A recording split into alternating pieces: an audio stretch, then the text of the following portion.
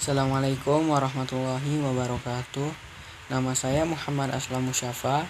Hari ini saya akan membahas tentang salah satu materi kimia kelas 10, yaitu hukum-hukum dasar kimia.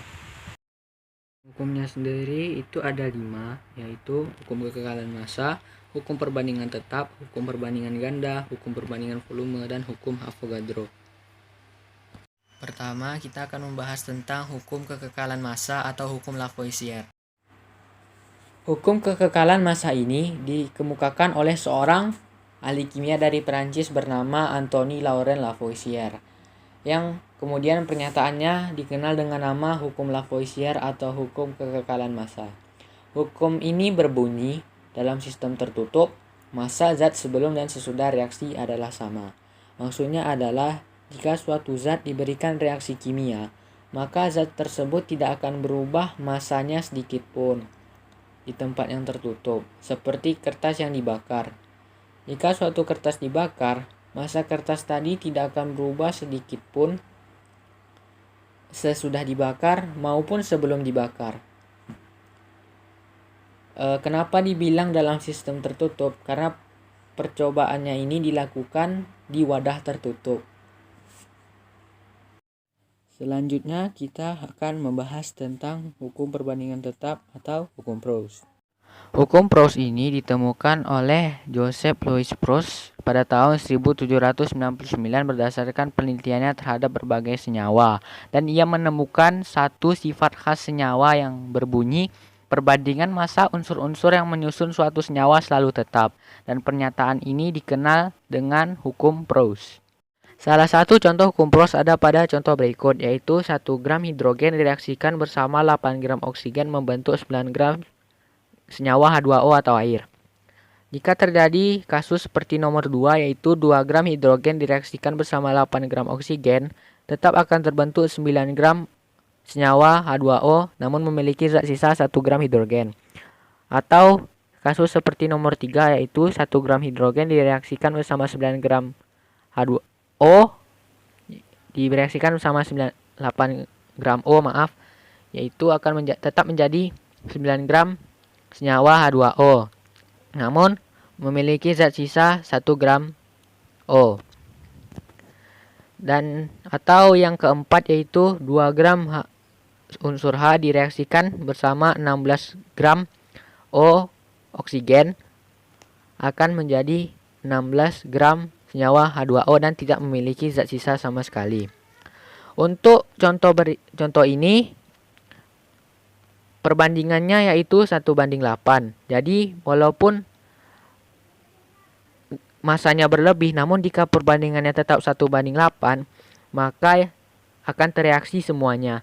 Namun apabila berlebih dan tidak mencapai perbandingan tersebut, zat tersebut akan menjadi zat sisa dan zat lainnya akan bereaksi menjadi senyawa H2O atau air. Itulah maksud dari hukum Proust pada materi kali ini.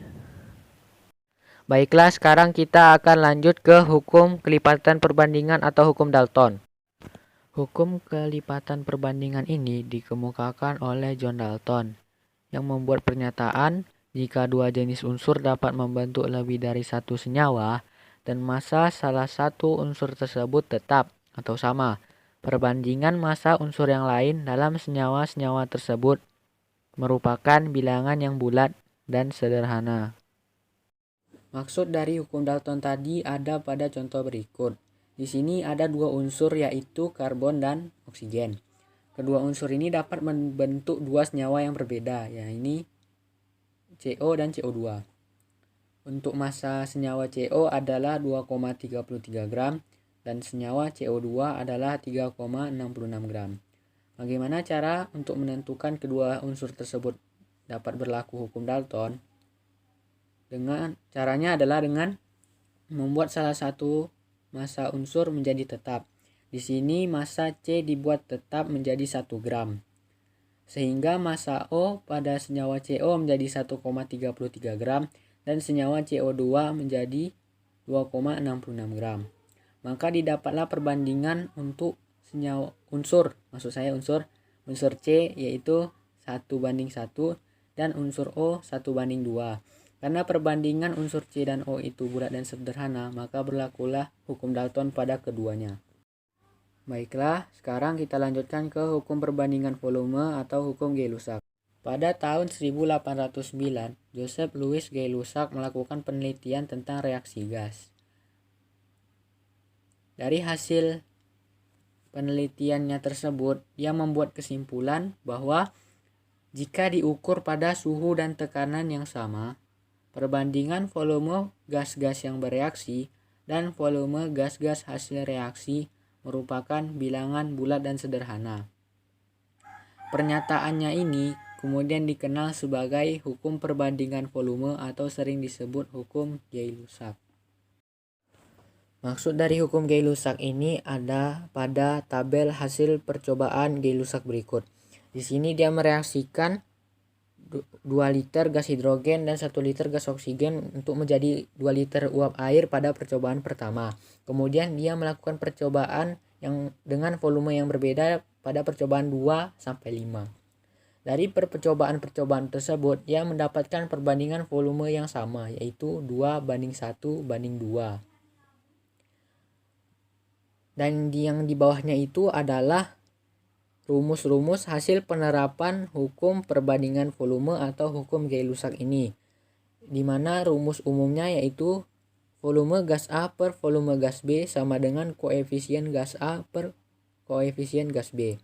Dua rumus di bawahnya itu untuk mencari salah satu nilai yang kita inginkan, misalnya volume gas A sama dengan koefisien gas A per koefisien gas B dikali volume gas B. Baiklah, sekarang hukum yang terakhir yaitu hukum Avogadro. Hukum Avogadro ini dibuat oleh seorang ahli fisika dan kimia Italia bernama Amedeo Avogadro, yang kemudian mengajukan hipotesis yang dikenal sebagai hukum Avogadro.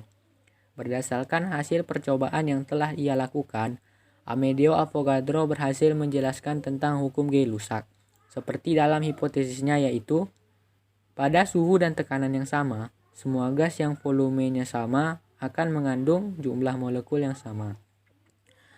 Maksud dari hukum tersebut adalah pada suhu dan tekanan yang sama, perbandingan volume gas yang terlibat dalam reaksi merupakan angka yang bulat dan sederhana.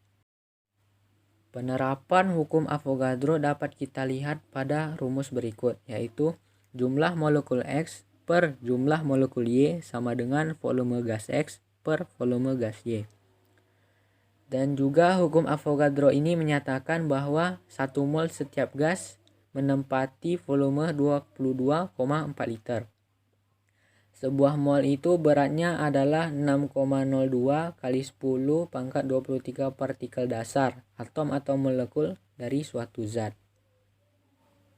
Baiklah, sepertinya hanya ini saja yang dapat saya sampaikan. Kalau misalnya ada kekurangan, sepertinya banyak sih.